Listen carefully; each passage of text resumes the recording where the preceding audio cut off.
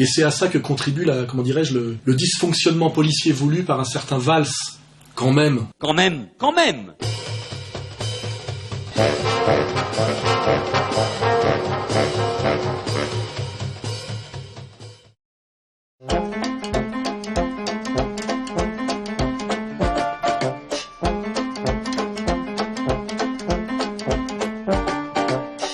C'est amusant parce que je veux plus m'acharner sur Todd parce que j'ai pas ce côté s'acharner sur un homme à terre.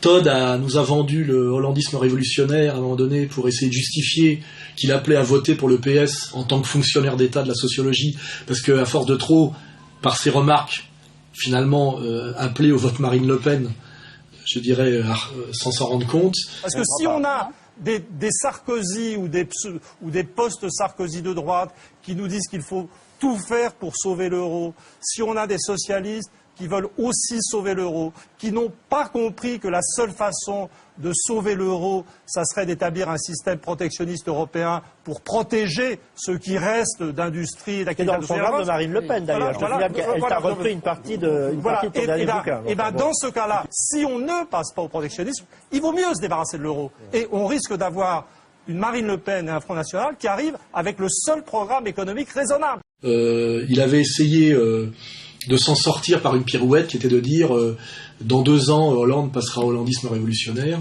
Qu'est-ce que j'avais dit avant l'élection et qu'est-ce que j'ai répété là dans Marianne, c'est que le modèle, c'est le modèle du mitterrandisme inversé. C'est-à-dire que Mitterrand est arrivé au pouvoir en 81 avec un programme super à gauche, 2 ans après a fait un virage à droite dans l'austérité, la rigueur, chose qui était sans doute inévitable à l'époque. Et ce que j'ai dit et ce que j'ai répété, c'est que Hollande commencerait dans l'orthodoxie et serait au bout d'une période de temps qui ne se compte pas en quelques mois. Ça n'en prend pas le chemin, là. Aujourd'hui, même dans Marianne et même chez Schneiderman, tout le monde lui met dans la gueule le fait qu'il s'est trompé intégralement, qu'il a sans doute menti. Je dis que la question... Je dirais que la question... Vous étiez très sûr de vous avant l'élection. Mais j'ai fait récemment... déporté vers la gauche. Vous le pensez encore ? J'ai dit, un historien jamais ne s'exprime comme ça. Si. Ce qui était... Je dirais... Vous étiez très sûr de vous. Qu'il a fait preuve de lâcheté intellectuelle et de lâcheté finalement politique, et donc de lâcheté économique, parce que finalement il est dans un fromage d'État, faut pas oublier, c'est un sociologue d'État, donc en un sens il travaille pour l'État, on travaille toujours pour celui qui vous paie. Voilà. Moi je travaille pour moi-même parce que je me paye moi-même. On en parlera d'ailleurs tout à l'heure quand on essaye violemment de me taper au porte-monnaie. On parlera tout à l'heure du procès que m'intente la LICRA là, et de la somme qu'elle essaye de me demander. Là, on voit bien que le porte-monnaie c'est fondamental pour comprendre la politique. Voilà, donc Todd aujourd'hui effectivement s'est ridiculisé avec le hollandisme révolutionnaire et est très disqualifié comme critique sérieux de la période historique, économique et sociale. Mais donc on va pas s'acharner. Même Marianne aujourd'hui l'a poussé à faire son mea culpa et pour essayer de survivre. Il dit aujourd'hui effectivement qu'il s'est trompé. Mais ce qui est marrant, c'est qu'au dernier instant, il monte toujours du doigt l'Allemagne. C'est le patronat allemand qui ne veut pas d'une explosion de la zone euro. Ce sont ces patrons, organisés à l'allemande, qui permettent à Mario Draghi de faire des politiques de sauvetage des banques. Lui, je ne sais pas si c'est le petit-fils du rabbin de Bordeaux qui s'exprime en lui, mais il voit toujours les Allemands. La situation, je pourrais la schématiser ainsi. En haut, le patronat allemand, juste en dessous, décalé, Angela Merkel, directement aux ordres du patronat allemand, la Banque Centrale Européenne, et aux ordres de la BCE, les banques françaises. Je rappelle que les Allemands sont quand même dans un capitalisme industriel assez vertueux, et que finalement, ils se soumettent eux aussi en dernière instance à ce qu'il y a au-dessus, c'est-à-dire la finance cosmopolite, purement parasitaire, et qu'il suffit de regarder l'Allemagne sur d'autres sujets, notamment le don de sous-marins nucléaires à Israël et les réparations ad vitam aeternam, pour montrer que, en dernière instance, l'Allemagne, même si elle a un grand pouvoir économique par sa puissance industrielle, qui remonte à Bismarck et à la Prusse, et qu'on doit admirer, parce que c'est un capitalisme d'ingénieurs, en dernière instance, elle est soumise, cette Allemagne, au nouvel ordre mondial qui lui se situe plutôt à Wall Street, à Londres et à Jérusalem, et que ça, effectivement, le Todd a toujours du mal à l'exprimer, et que quand il montre du doigt en dernière instance l'Allemagne, après avoir fait son mea culpa sur le hollandisme révolutionnaire, il montre une fois de plus sa soumission, son manque de courage, et sa soumission finalement à un pouvoir qui critique, mais qui ne critique que partiellement, parce que c'est finalement ce pouvoir, à travers des médiations d'État, qui le nourrit en tant que chercheur officiel d'État, bien rémunéré finalement, avec tout le prestige symbolique qui l'accompagne, le fait de pouvoir organiser des colloques. J'invite d'ailleurs les gens, là, on va le mettre en ligne à intervenir, et d'être invité régulièrement, contrairement à moi, chez Tadi pour faire le beau. Et maintenant, ce que les Français n'ont absolument pas compris, dans tous ces débats sur la germanophobie, etc., c'est qu'ils surestiment l'importance de la France. C'est vrai que la France est prisonnière d'un système économique et monétaire qui est contrôlé par l'Allemagne. Mais le problème fondamental... C'est le quatrième Reich, là. Voilà, donc on est... Todd, c'est effectivement, ça vous permet toujours de montrer les limites du clerc, qui finalement finit toujours chien de garde, limite du clerc d'État payé par l'État. Voilà. Todd est finalement un fonctionnaire, et il se comporte finalement comme un fonctionnaire avec son devoir de réserve finalement, et qui est un devoir de mensonge et de vérité partielle.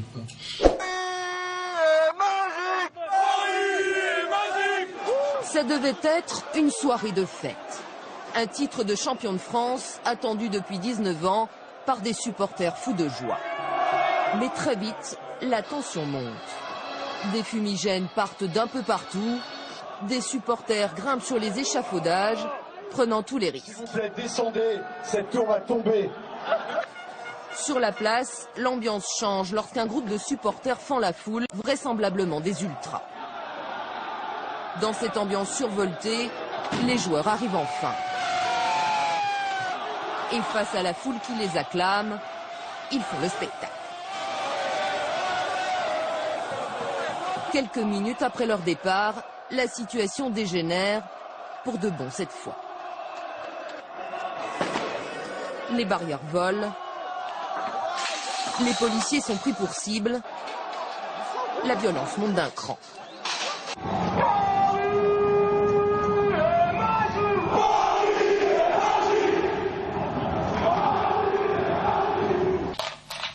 Oui, alors là on a un sujet multiple, on a vu que comment l'État français, socialiste et policier, s'était acharné contre les manifs pour tous, qui sont la plus belle démonstration depuis des décennies du refus du peuple de France d'une loi dont elle sent le côté totalement inutile et dangereux.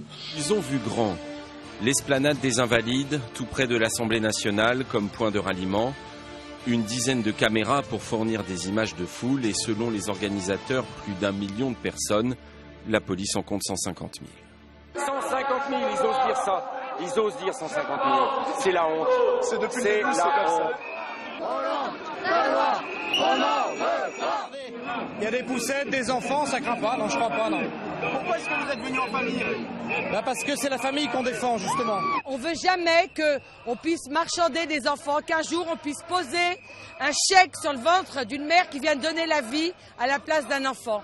Et ça, voilà, ça nous fait mal au ventre. Rien que cette idée nous fait mal au ventre. Alors on a vu que face à des familles où il n'y a jamais eu une bagnole de brûlée, une vitrine cassée, la police de Valls s'est quand même très très mal tenue, avec des arrestations illégales, des violences inutiles.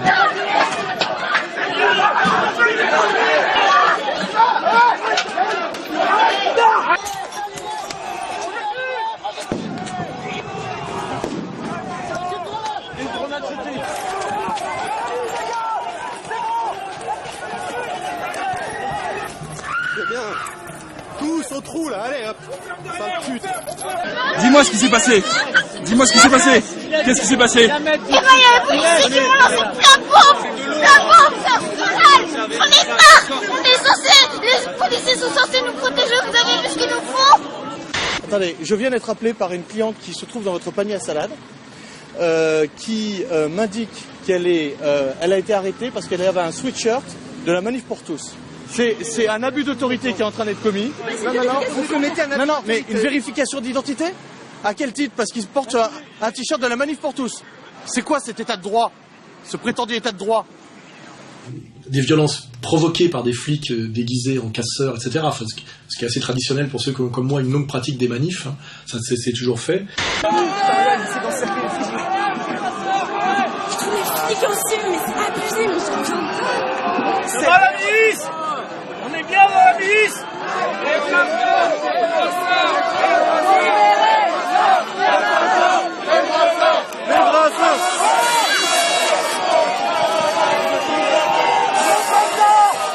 Et que ce qui est intéressant de mettre cette violence policière inutile face à des gens totalement pacifiques et qui incarnent la civilisation et qui incarnent la France réelle et respectable. Ce Fils de France est un mouvement patriote. La Manif pour tous est un mouvement qui défend les intérêts de la France au plus haut point et dans ses valeurs traditionnelles. À ce titre-là, nous nous rejoignons complètement. Cette magnifique manifestation, c'est l'anti-68. C'est une manifestation pour régénérer notre système social, politique, familial. Voilà, pour sortir de l'ornière de la décadence, de la corruption, de la désagrégation, de la merde où ils nous ont mis. Voilà. On a eu, face à ça, l'affaire des Champs-Élysées, du Trocadéro, après la victoire du PSG au niveau du championnat de France de football. Et ce qui est très, très étrange, c'est que quand je parle de l'opération du Trocadéro, c'est que la veille, il y avait eu la mise à sac des Champs-Élysées par des hordes ethniques issues des banlieues qui malheureusement n'ont pas encore accédé à la culture égalité et réconciliation pour se sortir de ce piège, parce que c'est des prédateurs et des victimes en même temps, et qui avaient dévasté les Champs-Élysées et les alentours des Champs-Élysées en cassant, en brûlant tous les scooters qu'ils rencontraient, en cassant des vitrines, etc.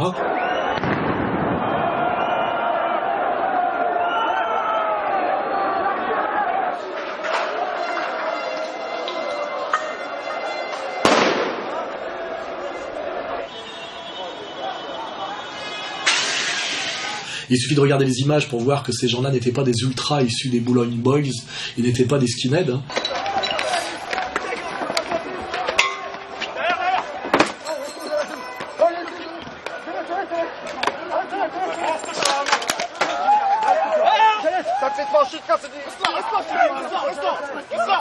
C'est malheureusement ces sauvageons dont parlait déjà Chevènement il y a des années. Et que, alors qu'on savait tout ça, le lendemain, il y avait cette opération de com voulue par le Qatar au Trocadéro. Beaucoup de monde, des supporters sont venus un petit peu se mettre derrière l'estrade. Certains ont tenté de monter sur l'estrade, les joueurs n'ont peut-être pas réussi à voir tout ça. Eux sont préoccupés par la joie. Ça y est, le trophée a été remis. Le PSG est officiellement champion de France. Pour fêter un truc dont on pourrait parler, l'apothéose du football business, du football spectacle, on en reparlera tout à l'heure, et qui est finalement la destruction de tout ce qu'il y a de vertueux dans le sport populaire et pédagogique.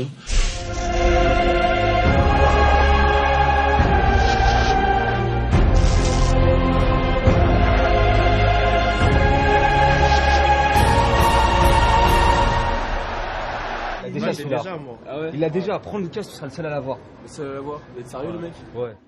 La nouvelle image du PSG fait vendre et cher. Ces quatre amis vont débourser entre 85 et 110 € pour un de ces nouveaux maillots. Il leur aurait coûté 75 € avant l'arrivée des Qataris. Écharpe, tire-bouchon, souris d'ordinateur, le PSG est désormais une marque à part entière et vend du rêve à grande échelle. Numéro 1, Néné. Relégué sur le banc du PSG, le Brésilien garde le sourire. Venir au camp des loges en voiture de luxe l'aide peut-être à rester motivé. Néné alterne entre une Porsche Cayenne et une Bentley GT, pour un total de près de 300 000 €. C'est la destruction par l'argent, la violence, la vulgarité et la violence de ce qui est, comment dirais-je, vertueux dans le sport, sport populaire et sport pédagogique. Là, c'est la destruction de ça par le pognon, et le pognon du Qatar, les pires salopards qui incarnent vraiment la saloperie intégrale, une saloperie qui a entaché d'ailleurs l'image de marque de Ramadan. Ça, c'est un autre petit sujet périphérique. Et ce qui est bizarre, c'est que ce jour-là, la police était très peu présente et très peu intervenue, et a laissé ces hordes de sauvageons ethniques bousiller effectivement toute la place du Trocadéro, qui est un haut lieu de la bourgeoisie française et de la bourgeoisie bling bling et chalala. Michael a assisté impuissant au saccage. Il n'a pu que le filmer avec son téléphone. Sur la vidéo, On voit les casseurs s'en prendre à la police, charger même ce fourgon. Devant la furie des assaillants, les policiers doivent fuir. Ils vont les tuer! Ils vont faire tuer! Désormais, la rue appartient aux casseurs. Ouais, ils étaient chez eux, quoi. Pas de police, pas de force de l'ordre. Et puis nous, les commerçants, on était barricadés dans nos commerces en attendant de se faire casser, quoi. On les voit crier « on est chez nous » en levant les bras. Et on se demande dans quelle mesure, on peut se demander dans quelle mesure ça n'a pas été voulu et fait exprès, qu'il y avait quand même les moyens d'empêcher que ça arrive. Manuel Valls est accusé d'amateurisme. L'opposition demande sa démission, ainsi que celle du préfet de police à Paris. Sur notre plateau, le ministre de l'Intérieur reconnaît avoir sous-estimé les risques, mais affirme que les moyens déployés étaient suffisants. 800 policiers et gendarmes, c'est très important, c'est un rapport. C'était suffisant, visiblement non. C'était suffisant. Exact, juge le syndicat policier Alliance, classé à droite, qui apporte néanmoins une nuance de taille. C'est vrai, on a terminé à 800 fonctionnaires de police, mais 800 fonctionnaires de police, une fois que les émeutes ont eu lieu, une fois qu'il a fallu appeler du renfort. Mais quand on termine à 800, ça fait 1 heure ou 2 que la manifestation a commencé. Et on se demande si un certain pouvoir, comme je le dis, qui pousse toujours à la guerre civile en ce moment, n'a pas voulu terroriser une bourgeoisie, et souvent une bourgeoisie très marquée d'un point de vue de son origine, cosmopolite, en laissant faire des hordes ethniques issues des banlieues.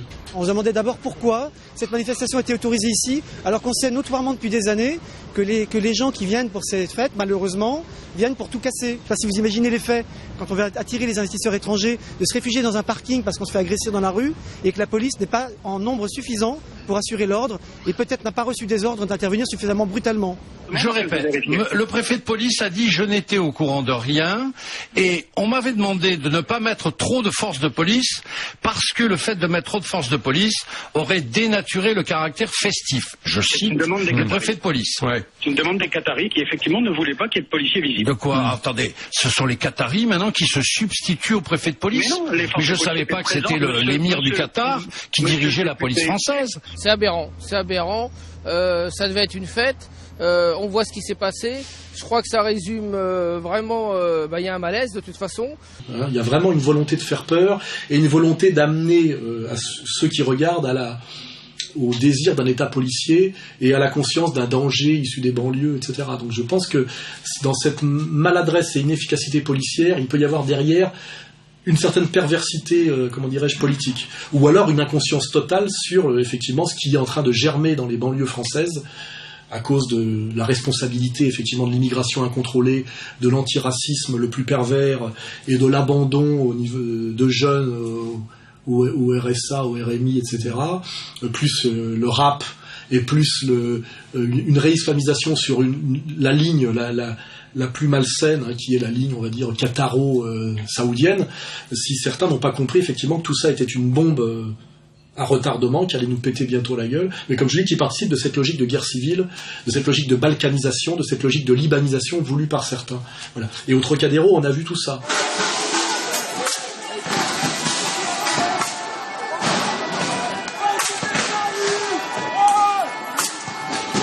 Et je pense que on voulait que les Français le voient, parce que les images ne nous montrent qu'effectivement que des délinquants d'origine immigrée, et en plus le commentaire c'est de nous faire croire que tout ça était les skinheads blancs des Boulogne Boys. Ouais, la fête gâchée par une poignée de supporters cet après-midi, des ultras bannis des tribunes du Parc des Princes il y a quelques années sont venus régler leur compte. Les ultras, oui, les ultras et les casseurs qui défient les lois et l'autorité. La police ne serait donc pas en cause, mais les ultras, la bête noire du Paris Saint-Germain. Il suffit de regarder les images pour voir que c'est un mensonge médiatique. Et je pense que tout ça est très pervers. C'est vraiment pour que les Français aient peur des banlieues. Ça accompagne la logique Kersan, la logique de la France Orange Mécanique, avec Zemmour, avec Elisabeth Lévy. Je me marre. Les ultras du Paris Saint-Germain, c'est l'âne de la fable de La Fontaine, les animaux malades de la peste. Parce qu'alors ceux-là, ils ont pris cher pour rien, ils étaient venus avec une banderole, ils se sont énervés, etc. Et c'est eux qui ont tout pris. C'est évidemment ceux qui ont cassé, c'est pas dur de les reconnaître, c'est évidemment des casseurs venus de banlieue. Beaucoup de problèmes d'insécurité viennent d'une immigration ratée. C'est pas de la faute des immigrés du tout, mais d'une immigration ratée. On a passé notre temps, c'est le discours, c'était le syndicat de la magistrature.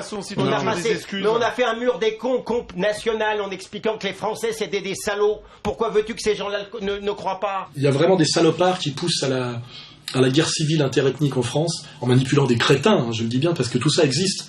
Hein, mais le problème, c'est que à partir d'un constat, c'est d'où ça vient et où ça nous mène. Hein.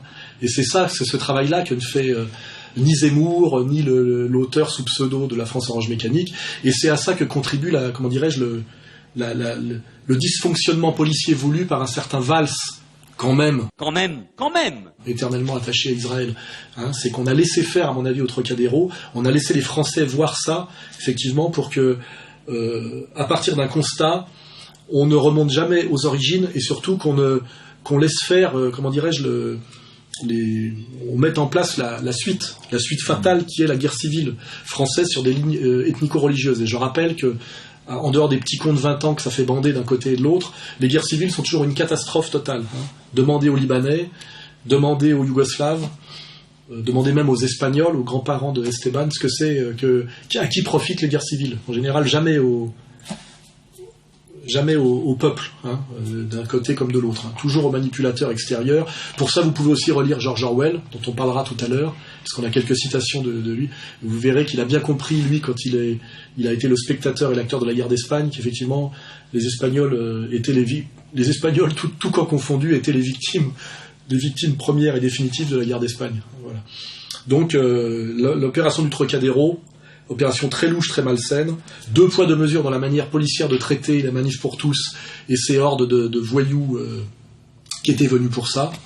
Rôle délétère du sport business, du football business et du sport spectacle et du rôle des Qataris dans tout ça, et du côté du rachat de la France par le bling-bling le plus vulgaire, et du côté de la manipulation d'une réislamisation la plus malsaine et qui n'est pas du tout celle qui fait que nous respectons l'islam à égalité et réconciliation. Nous parlons plutôt de l'islam de Fils de France, de l'islam de Cheikh Imran Hossein, de l'islam du Front de la Foi, de ceux qui sont allés manifester contre le mariage pour tous, de cet islam, je dirais, comme défense de la civilisation et de la transcendance, hein, et d'une tradition, je dirais, méditerranéenne d'échange entre un monde chrétien et un monde musulman, car tout ça existe en Syrie, existait en Égypte, existait partout dans le monde arabe avant que les sionistes viennent y foutre la merde en manipulant les frères musulmans notamment et toutes les hordes ressalafisées actuellement. Faut pas oublier qu'il y a, quand on cherche qui a envie de casser le consensus méditerranéen de la coexistence pacifique et multiséculaire des 3 monothéismes, et c'est-à-dire, je le dis bien, islam, qu'il soit sunnite ou chiite, qui vivait avant en bonne intelligence, monde chrétien orthodoxe ou autre, et aussi judaïsme traditionnel antisioniste, qui est pour la destruction de tout ça par le feu et le sang, les sionistes et leurs alliés, hein, néoconservateurs, on le voit systématiquement, avec comme alliés dans le monde musulman, effectivement, on le voit, les Saouds, enfin l'Arabie Saoudite, les Qatar, et actuellement, effectivement, les frères musulmans. Hein. On le voit très bien par tout ce qui se joue en ce moment au Maghreb, c'est-à-dire Égypte, Tunisie, en Syrie, en Turquie en ce moment avec Erdogan, et également au Qatar, puisqu'on voit qu'il y a déstabilisation du Qatar actuellement. C'est un sujet intéressant. Donc c'est tout ça que nous permet d'aborder cette opération de mauvaise police qui a été l'affaire du Trocadéro. Voilà. Des voitures en feu, des jets de pierre. Depuis 3 jours, la violence se propage tout autour de Stockholm. Dimanche dernier, dans la banlieue défavorisée d'Usby, un vieil homme menace des policiers avec une machette. Il est abattu. Sa mort met le feu aux poudres. Des bandes de jeunes sortent et s'en prennent aux forces de l'ordre. Je n'ai reconnu aucun d'eux, mais je trouve ça triste qu'ils sortent pour aller brûler des voitures, incendier des commissariats et casser des vitres. J'ai essayé de les arrêter, mais je n'ai pas pu. Plus de 30 voitures incendiées mardi soir. Les gangs ont aussi mis le feu à une école et à une crèche. Nous ne devons montrer aucune tolérance. Ces groupes de jeunes gens croient qu'ils vont changer les choses par la violence. Ils pensent qu'ils peuvent faire ce qu'ils veulent. Les enfants de l'immigration sont visés, leur intégration à la société suédoise mise en cause. Dans les banlieues, les dispositifs de police ont été renforcés.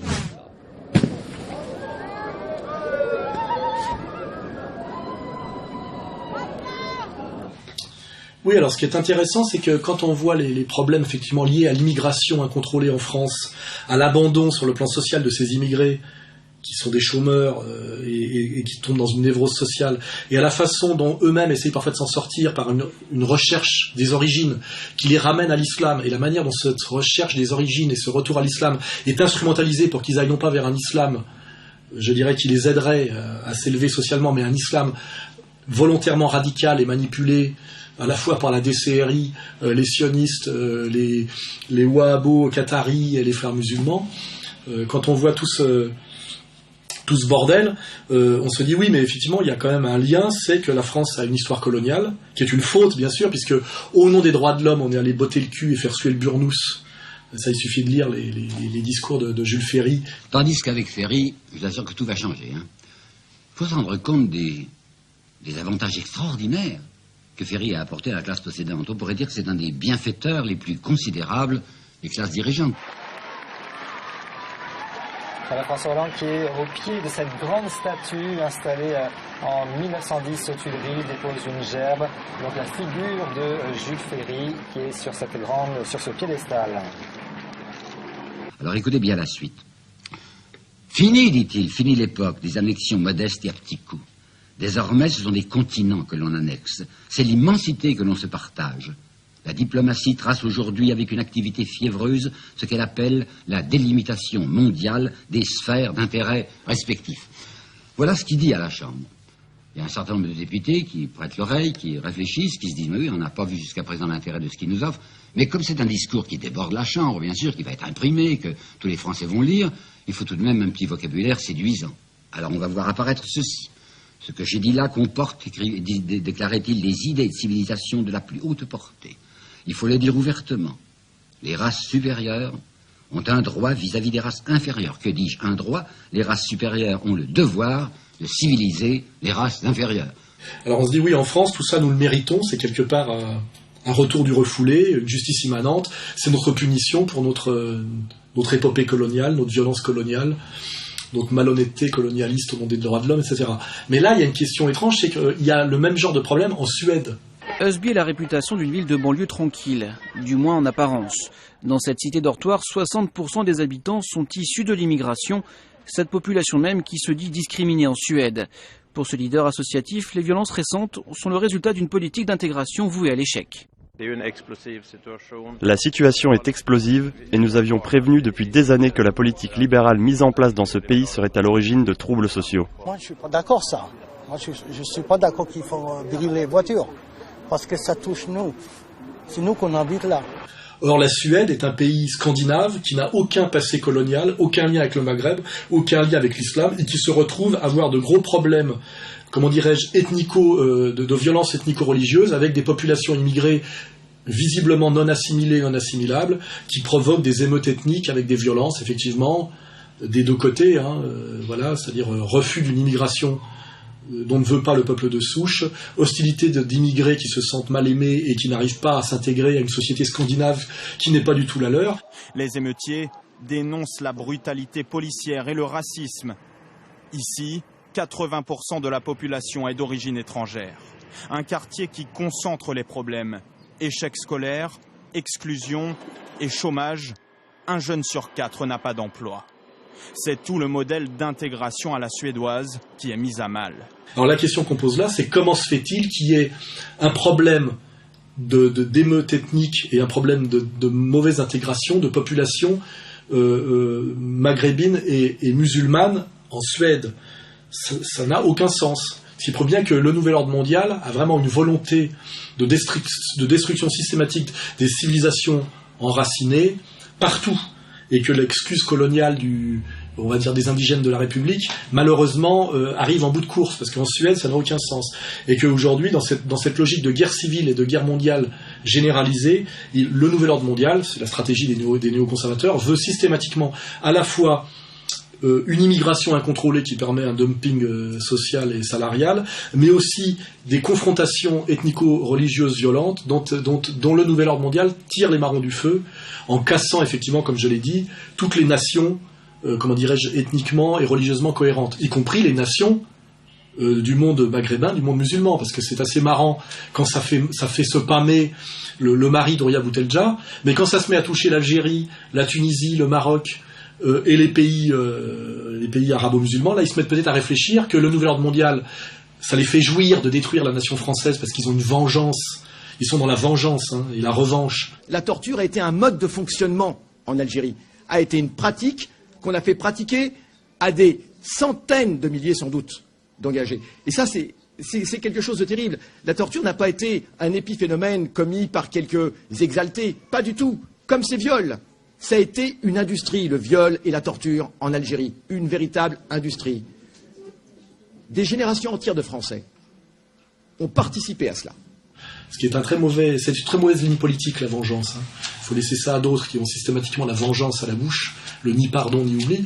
Mais alors ça les fait jouir quand ils sentent effectivement que le peuple de France est châtié, puni pour une colonisation qu'il n'a pas faite et pour laquelle il n'a pas été consulté et qui ne lui a rien rapporté. Mais quand cette vengeance, cette logique de destruction du nouvel ordre mondial touche effectivement aussi les pays arabes, les pays du Maghreb, là ils se mettent à commencer à réfléchir. Vous voyez, c'est là où je demande au mari d'Ouria Boutelja, qui est une espèce de petit mérique, un avorton hystérique. Nous voulons la justice pour le crime d'État du 17 octobre 61. Nous voulons que les responsables encore en vie, et il y en a encore, soient poursuivis. Nous voulons que l'État français soit poursuivi. Un petit teigneux, à mon avis fonctionnaire d'État également, et dans la main de tout l'antiracisme institutionnel, qui fait qu'à la fin on a Jacques Lang, qui aime beaucoup les petits maghrébins, qui se retrouvent patron de et employeur d'Ouria Boutelja à travers l'Institut du monde arabe. Enfin tout ça, et c'est facile d'articuler tout ça. Effectivement, qui comprennent bien que cette volonté finalement de manipuler les immigrés musulmans contre les peuples de souche d'Europe, et qui le fait peut-être bander à minima parce que ça lui permet de toucher un petit billet et puis de se venger par rapport à ce qui pense être son devoir sur une certaine histoire du FLN, etc., que ça marche dans les deux sens. C'est que tout le monde sera détruit par ça. Ils ne tireront pas très longtemps les marrons du feu. Il est prévu que nous soyons tous les victimes de ces stratèges néoconservateurs, qui, je le rappelle, quand on ne remontent ni au peuple de France de souche, ni même aux musulmans légitimes, mais à Léo Strauss, à des trotskistes dévoyés, qui sont toute l'école néoconservatrice américaine. En général, le point commun de ces gens-là, c'est d'être souvent juifs, anciens trotskistes, et passer finalement dans le camp des faucons impérialistes américano-sionistes. C'est eux qui veulent cette guerre de civilisation et ces confrontations systématiquement qui en ce moment effectivement pourrissent le climat suédois et sont sans doute à l'origine aussi de l'affaire Breivik. Voilà. Et je le dis bien à ces jeunes manipulés souvent d'origine en France, d'origine maghrébine et de confession musulmane, que dans le projet nous allons tous perdre, pas seulement le français de souche catholique, mais eux aussi. Voilà, qui réfléchissent un peu plus loin que le plaisir de la vengeance et le petit billet qui touche par les manipulateurs. Voilà. Voici le visage de l'un des deux suspects. Sur ces images diffusées par la chaîne ITV, il dit avoir agi pour venger les musulmans. We must fight them as they fight us. An eye for an eye and a tooth for a tooth. I apologize that women had to witness this today, but in our lands, our women have to see the same. Armé d'une machette et d'un couteau de boucher, les mains en sang, lui et son complice viennent d'abattre de sang-froid un militaire anglais en pleine rue dans un quartier du sud-est de Londres. Quelques minutes plus tard, le revoilà à terre cette fois-ci, blessé par balle et neutralisé par la police qui vient d'arriver. Le site du Daily Mail reprend les informations de la BBC qui évoque un soldat qui portait un t-shirt avec le nom d'une association qui se bat justement pour les soldats blessés. Il aurait donc été tué par deux hommes avec des machettes et deux hommes qui chantaient ou qui chanteraient, qui auraient chanté Allah est grand. On retrouve des images tirées de cette vidéo avec cet homme, les mains ensanglantées, un hachoir à la main. On la retrouve aussi sur YouTube et ça montre clairement qu'il y avait peut-être une volonté de médiatisation. Certains ont évoqué un parallèle avec l'affaire Merah en France. On se souvient que Mohamed Merah avait filmé ces atrocités.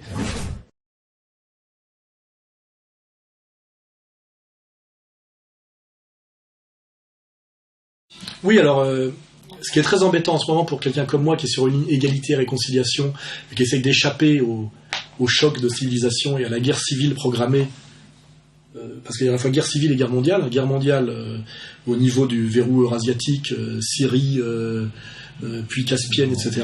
Et en France, guerre civile, interethnique, interreligieuse. On voit bien que les deux choses vont arriver en même temps. On aura guerre civile et guerre mondiale en même temps. Pourrissement généralisé. Donc moi, je suis assez consterné parce que je me dis merde, j'essaye de lutter contre ça, mais qu'est-ce que je vois à Boston, des jeunes musulmans tchétchènes qui tuent des joggers.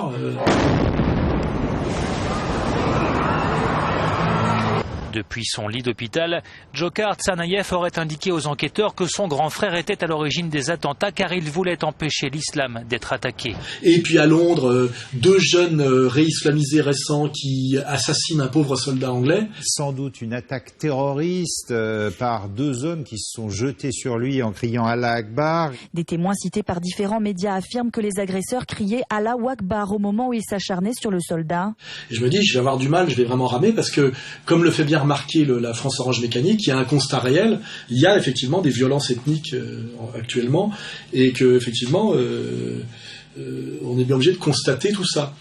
Et puis donc sans nier effectivement ce constat, je regarde les vidéos et je vois, pour commencer par l'affaire anglaise, on fait le travail nous sur internet, que finalement on a un type avec un hachoir dans la main qui revendique d'avoir tué un soldat anglais. I apologize that women had to witness this today, but in our lands, our women have to see the same. Et puis d'un seul coup, on se rend compte d'une chose, c'est qu'un de ses mains ont été colorisées à la palette graphique. We must fight them as they fight us. An eye for an eye and a tooth for a tooth. I apologize that women had to witness this today, but in our lands, our women have to see the same. You people will never be safe. Remove your governments, they don't care about you. Et qu'en fait, ses mains sont peintes en rouge, mais qu'il y a du sang nulle part.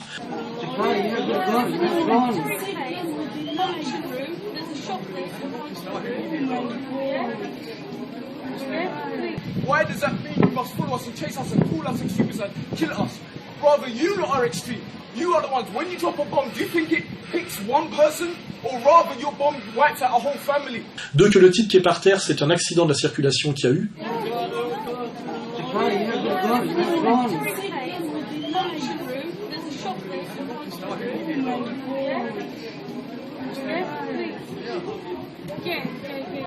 Donc au départ, c'est quelque chose d'assez fortuit. Troisièmement, on voit que cet assassin avec une machette, la vidéo est coupée parce qu'il y a des bonnes femmes qui passent avec des poussettes à côté de lui sans avoir aucune peur. Muslims are dying daily by British soldiers, and this British soldier is an eye for an eye and a tooth for a tooth. By Allah, we swear by the Almighty Allah, David Cameron is going to get caught in the street when we start busting our guns. Ça ressemble plus à une scène de tournage de film. Voyez comment les gens autour observent tranquillement la scène, puis d'autres qui passent devant. L'une des 2 témoins tente de faire sortir une personne de la scène. Que le type qui revendique cet assassinat est un type qui a été converti récemment et qui a été approché par le MI6. First, the report said that the victim was beheaded, which later turned out to be false. Then this story took a bizarre turn when a good friend of the main suspect, named Abu Nusaba, gave an explosive interview to BBC's Newsnight. In this one-on-one, Nusaba shared some scandalous details, starting with how the MI5, the UK's British intelligence services, had been harassing the suspect to join the agency. Take a look. He was basically being harassed by MI5. You know, this is something that he specifically mentioned to me. He said that MI5 had come to him. He mentioned that initially they wanted to ask him whether he knew certain individuals, basically. That was the initial issue. But after him saying that he didn't know these individuals and so forth, what he said is they asked him whether he'll be interested in working for them. But the story gets even more convoluted when learning how a damning allegation was removed from the interview, one that implicates the British government. You see, Nusaba spoke about how the suspect had been tortured and sexually abused in a recent trip to Kenya, which he said was all done under the orders of UK authorities. In fact, Nusaba attributes that experience in Kenya to the suspect's radicalization, which he says changed him into another man. And in yet another bizarre twist, immediately following the interview on BBC premises, Usaba was arrested on terrorism charges. C'est-à-dire qu'à la fin, on voit que tout est bidon. C'est un accident de la route transformé par les services de manipulation anglais en un crime, comment dirais-je, raciste sur une ligne, sur une ligne guerre ethnico-religieuse. Hein. Et on se dit qu'en ce moment-là, depuis l'affaire Mera, ce genre d'opérations sont multipliées dans le monde occidental par les services de manipulation qui ont beaucoup à voir avec ce qu'on appelle l'état profond. Ça nous renvoie à Boston, où à Boston on peut démontrer par les images que les 2 pauvres Tchétchènes là, qu'on a abattus et tués n'y sont pour rien. Dzhokhar Tsarnaev est immobile. Mais les policiers ne donnent pas l'assaut car ils redoutent la présence d'explosifs. Pour neutraliser le suspect, ils lancent alors des grenades assourdissantes. Le FBI veut le capturer vivant. Après 20 minutes de négociation, Dzhokhar Tsarnaev finit par se rendre. Il a été grièvement blessé lors de la fusillade survenue quelques heures plus tôt et perd alors beaucoup de sang. On les a manipulés parce que musulmans et tchétchènes, qu'on a vu que la bombe qui a pété est un pétard, que les 3/4 des images de gens mutilés qu'on voit sont des acteurs qui sont équipés, on a les images équipées par des gens qui amènent du sang, des fausses prothèses, etc., dans une logique totalement hollywoodienne. Un faux sac de livraison de gore ensanglanté, détecté dans le 2e site de bombardement de Boston. Dans cette révélation d'un composant de l'arnaque du canular de Boston, c'est comment cette partie du canular commence. La taupe à la chemise rose se déplace hors de la zone d'escroquerie, pour donner le feu vert, et les faux blessés sont prêts pour la phase suivante. Puis, rendez-vous avec la fausse femme flic. Tout autour, les fraudeurs surveillent. L'homme chauve semble avoir un sourire moqueur.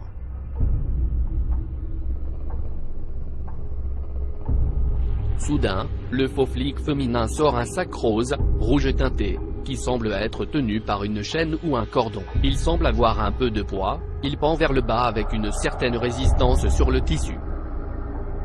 Il y a quelque chose dans ce sac. Un peu de rouge et semble-t-il révélé dans le coin inférieur. Le sac est livré rapidement, de toute évidence, cela a été fait. Rapidement, le sac va dans les mains de l'expert soutien. Puis, quelque chose d'incroyable est révélé. Les gros plans montrent ce qui semble intenable, à savoir, la production du sac de ce qui semble être un faux membre gore, complété avec une surabondance de faux liquides de couleur rouge. Quoi qu'il en soit, cette apparition soudaine de ce matériel spécifique de faux gore, qu'il ait été transporté dans ce sac ou non, est complètement nouveau pour ces cadres. Il apparaît clairement que, à cet instant précis, ces propres Mesters avaient affaire à un objet enveloppé. Ça ne pouvait pas être une vraie jambe. Au contraire, ça ne pouvait être qu'un faux, directement à partir du gore playbook de Hollywood. Remarquez aussi, ce qui semble être un sac Ziploc de faux sang, logé dans cette poche latérale. On this simulated battlefield, it's hard to determine what's real and what's not. We call it hyper-realistic. The action is fake, but the amputees are real. They're actors with a unique perspective on what others would consider a disability. It's more of a gift. I need to share it with people. Having amputee actors, what does that add to this? What does that mean? Complete realism. Donc l'attentat de Boston est un attentat sous faux drapeau pour pousser les Américains à avoir peur des islamistes radicaux et aider la mise en place d'un État policier. C'est la même chose à Londres, c'était la même chose avec l'affaire Mera, qui a permis, je rappelle, à Netanyahou de venir faire son numéro à Toulouse. Am Yisrael Chai. Et on le dira tout à l'heure, à l'ICRA de me faire un procès, de demander beaucoup d'argent à cause d'un contexte actuel où il parle de l'affaire de Toulouse. Voilà, donc on voit bien que tout ça sont des manipulations de l'État profond pour pousser la guerre ethnico-religieuse, en manipulant des types et en manipulant des images et en se servant de la complicité et de la bêtise des journalistes et de l'effet de masse que ça produit. Quand on creuse affaire Mera, affaire de Londres, affaire de Boston, ce ne sont que des manipulations. Voilà. Et on remonte en droite ligne au 11 septembre, évidemment, si on veut remonter à la matrice originelle de toute cette longue série, c'est l'assassinat de Kennedy. Quand le président Kennedy a été tué, assassiné, il n'a pas été assassiné par l'État, il était l'État. Il a été assassiné par une force extérieure dont, assurément, il y avait des éléments qui étaient dans le gouvernement, et moi j'ajouterais, dans le CIA et dans les services militaires, mais c'est une force extérieure, pas très bien définie, et j'appelle ça l'État profond. Je rappelle d'ailleurs que Kennedy, Robert Kennedy a été soi-disant assassiné par un militant palestinien, soi-disant à l'époque. Suspect now being held by Los Angeles police in connection with the Kennedy shooting is 24-year-old Sirhan Bishara Sirhan. He was born in Jordan in 1944 and was admitted to the United States as a permanent resident in January of 1957. Sirhan's residence is in Pasadena, California, where he resides with his mother and his brother Joe. Police searched the premises this morning and, according to Los Angeles Mayor Samuel Yorty, found a notebook in the suspect's room mentioning the, quote, necessity to assassinate Senator Kennedy. On était déjà dans cette logique-là, hein, alors que c'est l'État profond qui l'a abattu, comme il a abattu son frère. Donc, on a à la fois effectivement un climat délétère, une réalité effectivement de tension logique due à une migration incontrôlée et un télescopage violent en période de crise sociale de deux religions qui sont le monde chrétien et le monde musulman, qui peuvent coexister en Méditerranée mais qui n'ont pas été prévus de coexister en Suède ou dans des pays dans les pays du Nord, hein, voilà, tout a été fait pour que ça se passe mal, et en plus non seulement de ce climat, des opérations, qui seront l'équivalent d'attentats à la bombe d'une certaine manière, hein, qui sont des opérations sous faux drapeau entièrement faites par l'État profond et la police secrète d'État. Hein. Nous le démontrons, par les preuves que nous apportons, Boston, Londres et Mera, je pense que c'est assez facile à démontrer. Voilà. On fait le boulot, effectivement, pour la réconciliation nationale, pour éviter la guerre civile, pour éviter la guerre mondiale, que veut une oligarchie sataniste, et elle seule, et qui se fera sur le dos de tous les peuples, et peuples musulmans, et peuples chrétiens. Il faut bien comprendre. Il n'y aura pas de gagnant dans ce jeu, sauf effectivement cette minuscule oligarchie satanique qui veut à tout prix nous amener à la guerre civile et à la guerre mondiale. Il faut bien comprendre.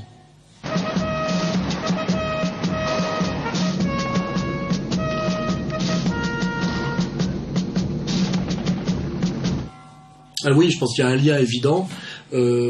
Alors qu'on commence à comprendre la réalité de la guerre syrienne, qui est une entreprise de destruction d'un des derniers États-nations arabes, parce que rappelez-vous mon livre, demain la gouvernance globale ou la révolte des nations, comprendre l'empire s'impose, c'est-à-dire le projet d'un nouvel ordre mondial, d'un gouvernement mondial s'impose par la destruction des nations, car la nation et l'échelle, c'est la seule échelle qui peut encore résister à la logique mondialiste, hein.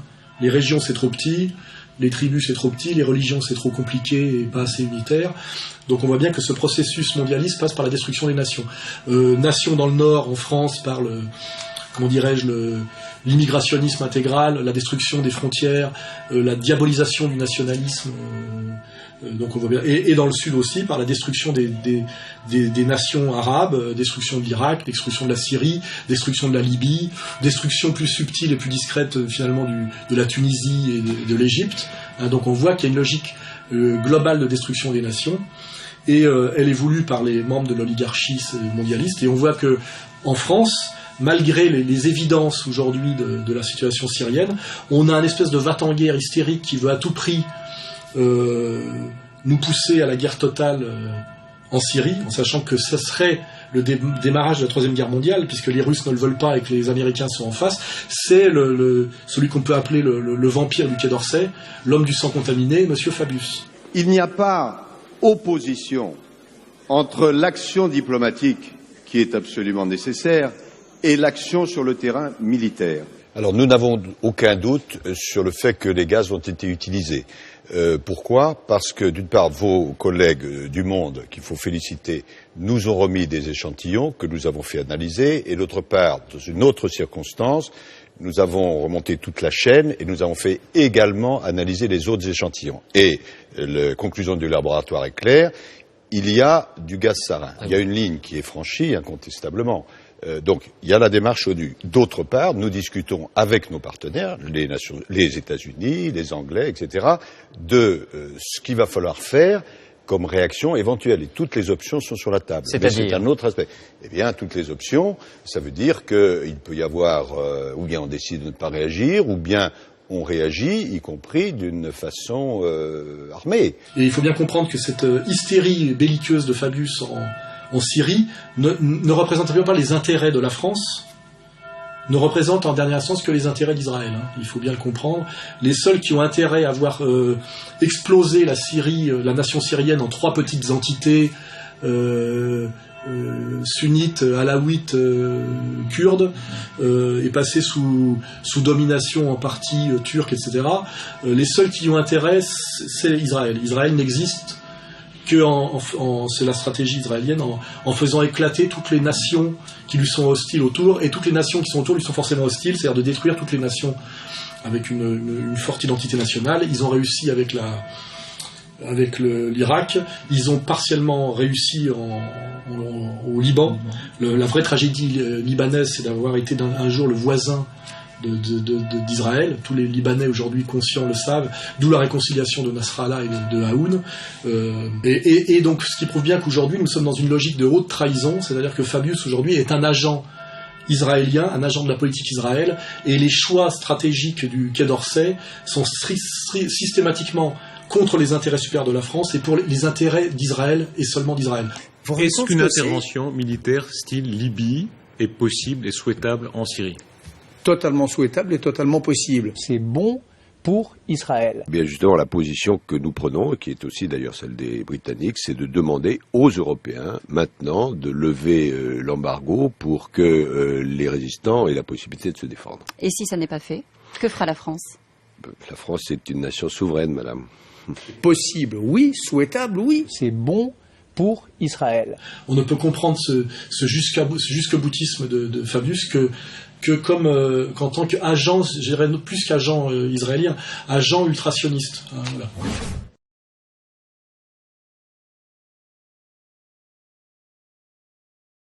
Oui, c'est intéressant, c'est un internaute qui me l'a fait remarquer, c'est pas pour rien, c'est que la haute trahison qui existait encore dans le droit français a été supprimée en douce. Je pense que c'est pas pour rien, c'est parce que si un jour je dirais les défenseurs de la France authentique reprennent le pouvoir, à mon avis, tout un appareil, toute une caste politique devrait être jugée pour haute trahison, comme l'a été Pétain et les pétinistes une fois à la Libération. Et c'est peut-être pas pour rien qu'a été modifié en douce l'article 68 de la Constitution de la Ve République pour que la notion de haute trahison n'ait plus d'existence juridique en France. Parce que sinon, il est évident que une grande partie du gouvernement socialiste actuel et aussi on va le dire, du gouvernement précédent, parce qu'on voit bien qu'il y a une continuité totale entre l'UMP et le PS, donc entre la gauche et la droite, sur la politique étrangère française et sur sa soumission au sionisme. La France ne transigera pas avec la sécurité d'Israël, parce qu'Israël, c'est un miracle. Israël, c'est un miracle. Et ce que nous voulons, c'est rassurer les dirigeants israéliens. 70 ans après la Shoah, rien ne doit être oublié. Ce crime unique dans l'histoire ne peut être comparé à aucun autre. La Shoah doit pouvoir être enseignée partout. Il n'y a pas d'espoir que si l'UMP reprend la main demain par un retour de Sarkozy qui est toujours possible ou par celui qui est mis en première ligne aujourd'hui, le Copé, ouais. Je suis depuis toujours, à titre personnel, un ami d'Israël. J'aime ce pays. J'ai été évidemment heureux de signer, mais sans hésiter une seconde, le pacte d'amitié que vous m'avez proposé de signer. Ces gens n'aboliront ni la loi sur le mariage pour tous, ni ne changeront de politique étrangère sur la soumission intégrale aux intérêts sionistes. C'est la même chose. Voilà. Donc oui, petite anecdote qui est aussi révélatrice. L'article 68 de la Constitution de la Ve République a été bricolé et modifié en douce pour que la haute trahison n'existe plus en France. Voilà. Donc on ne pourra pas, sauf si on fait une révolution avec une constituante et qu'on reprend le chantier, comme l'avait repris d'ailleurs De Gaulle en 58 pour sortir de ce qu'était la 4ème République, qui était une soumission intégrale à Israël aussi à l'époque, comme Péan le dit très bien dans les interviews. Si on ne fonde pas une septième république, parce que la sixième, j'allais à Mélenchon, il faudra aussi sauter celle-là.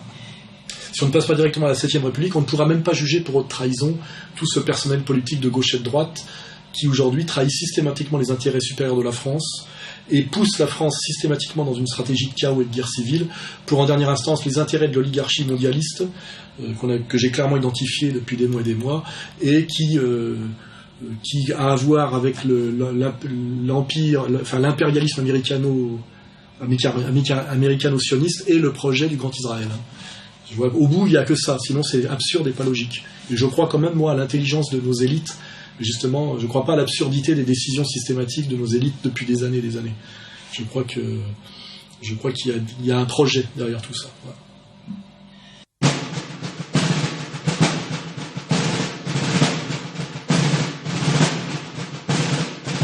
Alors ça, oui, j'ai vu ça sur Internet et ça m'amuse parce que, effectivement, quand on voit que l'armée française est en train d'être démantelée, parce qu'effectivement, il ne faut plus qu'elle soit qu'une force d'appoint depuis sa réintégration de l'OTAN, finalement, de l'empire américano-sioniste, on voit bien aujourd'hui que l'armée française fait le tirailleur sénégalais des intérêts américano-sionistes, et qu'il y a des militaires français qui sont souvent des patriotes, c'est une évidence, qui se rendent compte de tout ça, et qui commencent à s'agacer.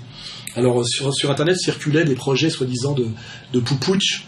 En réalité, ce qui se passe, c'est que le pouvoir français, qui est un pouvoir traite intégralement, profite effectivement de cette colère pour virer de l'armée française et les derniers, je dirais, officiers supérieurs fidèles à la France et à la vocation première de l'armée française, qui est de défendre l'intégrité du territoire français, le peuple français et les intérêts de la France. Donc on n'est pas face à une menace de putsch. Le système nous fait croire à une menace de putsch totalement improbable quand on comprend ce qu'est l'armée française depuis l'après-guerre et surtout d'ailleurs depuis 62, depuis la dernière fois qu'il y a eu projet de putsch pour essayer de sauver l'Algérie française. Je ne me prononce pas là-dessus, mais là on a fait en sorte que ça ne puisse plus jamais arriver. Comme je le dis, ce pouvoir français qui est de plus en plus étranger à la France et qui a très peur de la colère du peuple de France et des corps constitués patriotes, que je représente à travers les différents maillots qu'on m'envoie, fait le ménage actuellement en virant les militaires honnêtes et patriotes, comme elle vire d'ailleurs systématiquement les préfets honnêtes, on l'a déjà vu avec certains préfets qui n'étaient pas strictement sionistes, et qu'elle vire effectivement de l'appareil d'État tous les patriotes pour qu'il n'y ait plus que des traîtres vendus à l'oligarchie mondialiste, et qui sont en général d'ailleurs et des traîtres et des maçons, ça va souvent ensemble, voilà, des gradés de la maçonnerie. Voilà.